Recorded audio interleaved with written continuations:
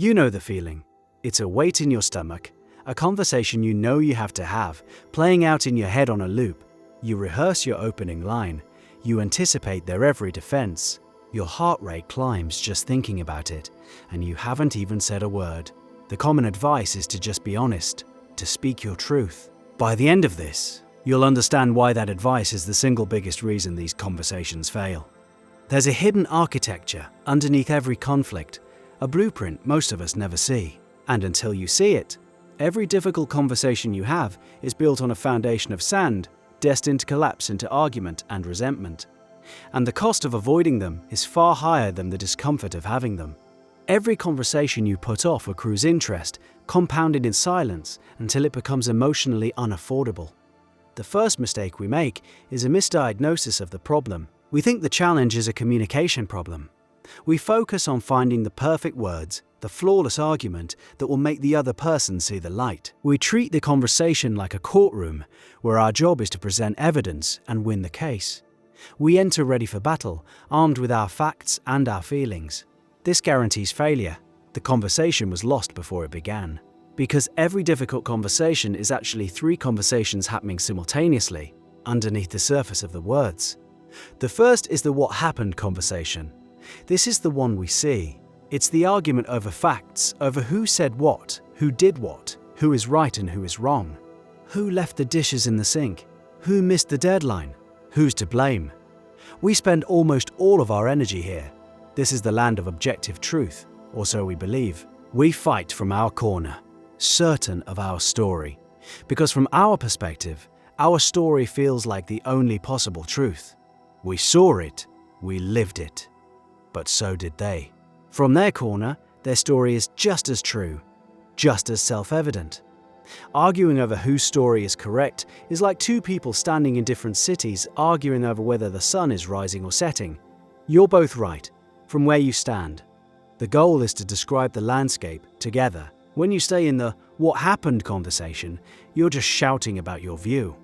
The second, deeper conversation is the feelings conversation. This is what's bubbling just below the surface of the facts. It's the frustration, the hurt, the anger, the feeling of being disrespected or unappreciated. We are taught to keep feelings out of it, to be professional, to be rational, so we try to suppress them. But unexpressed feelings leak. They leak out as sarcasm, as passive aggression, as a sharp tone of voice, as body language that screams hostility while our words pretend to be calm. The feelings are the entire engine of the conflict, and by pretending they're not there, we give them total control. They drive the car from the trunk. And the third, deepest conversation is the identity conversation. This is the subconscious monologue we have with ourselves about what this situation means about us. Am I competent? Am I a good person? Am I worthy of respect? When your boss questions your project, the what happened conversation is about the data in a spreadsheet. The identity conversation is about, am I going to get fired? Do they think I'm an idiot? When your partner is upset, the identity conversation is, am I a bad spouse? Am I unlovable? This is the most unstable layer. A threat here can trigger a massive, disproportionate defensive reaction. Someone challenges our competence, and we don't just defend our actions, we defend our very sense of self. The conversation is no longer about a spreadsheet. It becomes an existential threat. So you have three layers of dialogue happening at once. One is visible, two are invisible, and we spend all our time polishing our arguments for the visible layer, while the two invisible layers are doing all the real damage. The entire framework for navigating this rests on shifting your focus away from the surface argument and down into the hidden architecture. And that work begins long before you ever open your mouth. It begins with a pre-operative checklist, a new way of seeing the problem entirely. So how do you start excavating those deeper layers? The process begins by abandoning the single most destructive instinct we have in conflict, the search for blame. Blame is a dead end. It's a short-sighted, satisfying story that accomplishes nothing. When you blame someone, you are handing them a perfect reason to get defensive. Your story is, this is your fault. Their story immediately becomes, no, it's not. And you are right back in the what happened argument, going nowhere. The alternative is to shift your entire mindset from blame to contribution. Blame is about judgment. Contribution is about understanding. It's a system view. Blame looks for a single culprit. Contribution looks at how everyone involved in creating the situation. This is a profoundly different way of seeing the world. Imagine a manager is angry at an employee for missing a crucial deadline. The blame frame is simple. You were irresponsible. You missed the deadline. The employee's only moves are to accept the blame or deflect it. The conversation is about judgment. The contribution frame asks a different set of questions. What was the manager's contribution? Maybe the instructions were unclear. Maybe the manager changed the scope halfway through. Maybe the manager has created a culture where nobody feels safe raising concerns about workload. What was the employee's contribution? Perhaps they didn't ask for clarification. Perhaps they were overly optimistic about the timeline and failed to raise a red flag early. Suddenly, the problem is not a person. The problem is a system of interactions that produced a bad outcome. The conversation transforms from a prosecution into a joint exploration of a broken process. You missed a deadline is an accusation. Let's map out how we got here so it doesn't happen again is an invitation. This applies everywhere. In a relationship, one person feels ignored. The blame frame is, you never listen to me. The contribution frame is, I tend to bring things up at the worst possible time, like when you're walking out the door. And when that happens, you seem to get distracted, which leaves me feeling ignored. Let's figure out a better way for us to have these talks. This is hard work. Looking for your own contribution requires humility. It requires you to let go of the simple, satisfying story where you are the victim and they are the villain. The second piece of internal work is to untangle intent from impact. This is one of the most common traps. We judge ourselves by our intentions. We judge other people by their impact on us. You didn't mean to knock the glass over, so you see it as a simple accident. The other person just sees a broken glass and a mess they have to clean up. Their reality is the impact.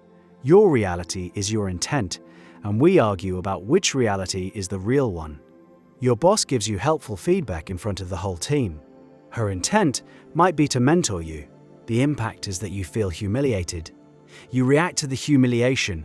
She reacts to you questioning her good intentions. The conversation spirals. The rule is this: always assume their intent is complex and unknown, while clearly and calmly stating the impact on you. You speak with certainty only about your own experience. When you gave me that feedback in the meeting, I felt embarrassed. You are the world's foremost expert on how you feel. It's unarguable data. You're not saying you intended to embarrass me. That's mind reading, and it's an accusation. You're saying this was the impact. This allows them to address the impact without having to defend their character. They can say, wow, I'm so sorry. My intention was actually to help, but I can see how the public setting was a terrible choice. Now you have a conversation. You've separated the two ideas. You've created space for them to understand the impact of their actions and for you to understand their intent. You've done the internal prep work. You've mapped the contribution system. You've untangled intent from impact. You understand the three conversations. You're ready. But all of this preparation is useless if the first 10 words out of your mouth trigger a defensive wall. So, how do you start? How do you perform the initial incision without the patient jumping off the table? You begin from what's called the third story. The third story is the story a neutral, third-party observer would tell. It's the story that holds both of your stories at the same time. Most conversations start from within our own story. I need to talk to you about your performance. I'm upset about what you said yesterday. These are first story openings. They are grenades. The third story opener is an invitation. It describes the gap between your two perspectives as the problem you need to solve together. It sounds like this: I seem to see our communication differently than you do. I'd like to share how I'm seeing things and then listen to your perspective. Or, for the missed deadline, I know we have different views on why the project was late. I'd like to understand what happened from your side and share my view so we can figure out how to avoid this. Notice the structure. It's collaborative. It's curious. It defines the purpose of the conversation as mutual understanding. You are immediately signaling that you are not there to declare a winner. You are there to solve a puzzle, together. It's an act of profound respect. You are acknowledging that their story is as valid and important as your own, even before you've heard it. Compare the energy of "we need to talk" with "I'm looking at the sales numbers" and "you're looking at them." And it seems like we're drawing very different conclusions. Can we put our heads together on this? One is a summons, the other is an appeal for partnership. This single technique, starting from the third story, can change the entire trajectory of a difficult conversation before the real topic is even on the table. You've opened the door without a fight. Now, you have to walk through it, and the protocol inside is just as critical. The journey through the dialogue itself requires a specific set of tools. Your first job, once the conversation has begun, is to listen. You must listen with the sole intent to understand their story in its entirety. This is harder than it sounds. Most of us listen with the intent to reply. We are just reloading. We listen for the flaws in their argument, the inaccuracies, the bits we can attack. You have to shut that voice down. Your goal is to be able to make their argument for them as well as they can. Ask clarifying questions. Tell me more about that. What was that like for you? Paraphrase what you're hearing. So if I'm getting this right, from your perspective, the reason you didn't raise the alarm was because you felt I'd already dismissed your concerns in the past. Is that accurate? You are not agreeing with them. This is crucial. You are confirming that you have understood them. People cannot absorb your story until they feel that their story has been heard. Heard, that's the key. Validation is the currency of these conversations. By offering it first, you make it possible for them to hear you. The next tool is what's called the and stance. It is the single most powerful word to replace in your vocabulary. You must eliminate the word but. But is an eraser. It dismisses everything that came before it. I understand you feel overworked, but the deadline is firm. The other person only hears the second half of that sentence. The and stance allows two conflicting ideas to exist in the same space. I understand you feel overworked, and we have a firm deadline that we need to figure out how to meet. See the difference? Both statements are true. One creates opposition. The other creates a shared problem. I love you, but you're being impossible, versus I love you, and I'm really struggling with your behavior right now. One invalidates, the other holds. Two realities at once. Master the and stance, and you master the art of dialogue without opposition. While you listen, and while you speak, you must also acknowledge the feelings. Name them, out loud. Feelings that are named become manageable. Feelings that are ignored hijack the conversation. I can see how frustrating this is. I'm feeling pretty nervous even bringing this up. By putting the emotion on the table as another piece of the puzzle, you drain its power. Acknowledging their feelings is a potent form of validation. It sounds like you felt completely blindsided. That single sentence can lower the emotional temperature in the room by 30 degrees. It shows you are listening to the music, not just the words. Of course, sometimes people will still attack. They'll use blame. They'll make accusations. Your job is to reframe, to take the attack and translate it into its underlying components. You are so controlling is an attack. A reframe sounds like this. It sounds like you experience me as controlling. Can you give me a specific example? I want to understand what I'm doing that has that impact on you. You are refusing to engage with the attack on its own terms. Instead, you are treating it as important but poorly formulated data. You are mining for the useful information buried inside the accusation. This takes immense self-control. It's the conversational equivalent of martial arts, using the energy of the attack to pivot toward understanding. It's a skill, and it's what keeps the conversation from devolving into a shouting match. You can navigate the substance, the feelings, and the identity triggers. You can build a shared picture. But what if, after all that, there's no easy answer? What if you still disagree? This is where many people think the process has failed. If we don't end with a solution, what was the point? This is a fundamental misunderstanding of the goal. The goal is to improve the situation, and sometimes the biggest improvement is simply reaching a state of mutual understanding. You may not agree on a course of action, but you both now understand, truly understand, while the other person sees the world the way they do. That alone can transform a relationship from adversarial to respectful. The what happened stories are different. The feelings are acknowledged, and the identity issues are less threatened. You have replaced a toxic dynamic with a functional one. From there, you can invent options. Brainstorm solutions without commitment.